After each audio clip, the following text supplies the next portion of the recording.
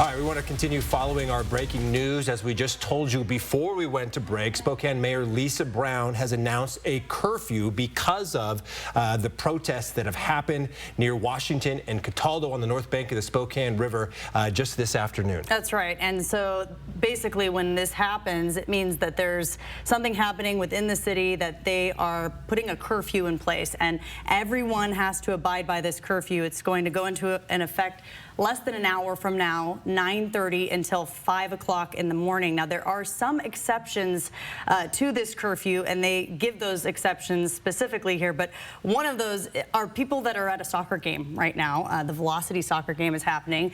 You can see it from our sky cam here at 500 West Boone Avenue. And earlier when we saw our reporters on the scene on Washington, there was quite a haze in the air, some smoke, and it seems that smoky air has in some ways traveled. It doesn't look like it in this picture now, but we are being told that people who are leaving this soccer game are part of that exception as far as the curfew goes. And you can still see some flashing police lights kind of in the upper sort of left-hand corner of your screen up there. And that's where our Maryssa Rillo has been for the last several hours following this protest. And Maryssa, it sounds like there's still a lot of noise behind you there. I know police were trying to get everybody to disperse.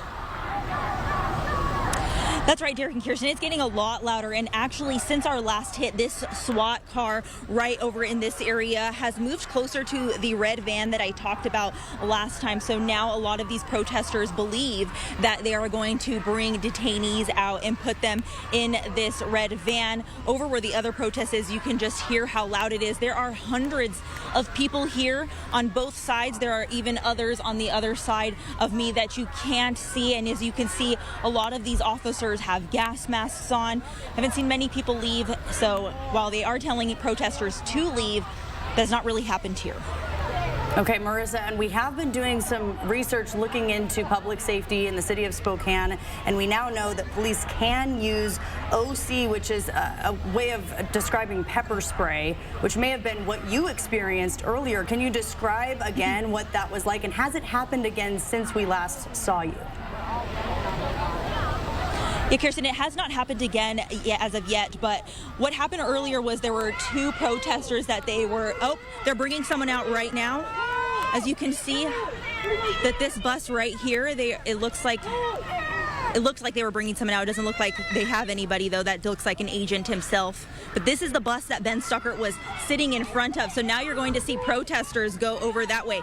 This red car is a protester's car, so that is blocking the bus if this bus wants to try and leave. It does look like they might be doing something here at that door. We have police blocking these protesters, though. Earlier today, several were sitting in front of that bus, so if someone had brought a detainee out, they wouldn't have been coming out.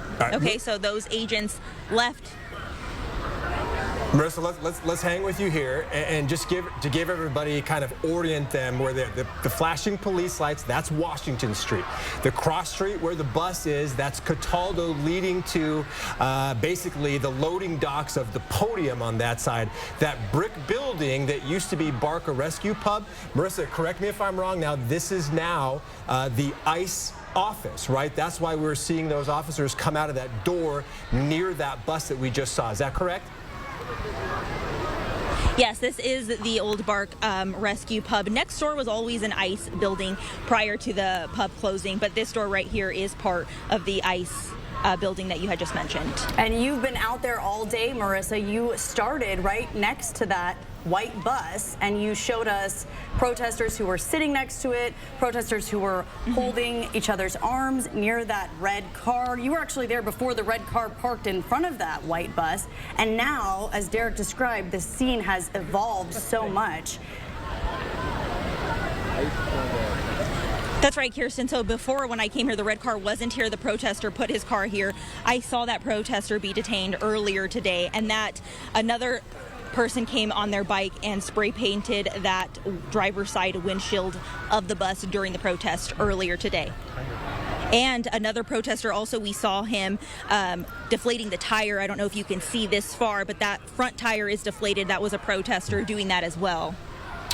All right, Maryssa, thank you so much again for your live reporting, and again, glad that you guys are okay after being involved in that pepper spray and the smoke that was there in that area just not too long ago. No, it's been hours that they've been out there, and a lot has changed, and I think Maryssa has done a fantastic job of really setting the scene and explaining it for all of our viewers, and we will have much more for you coming up after this break.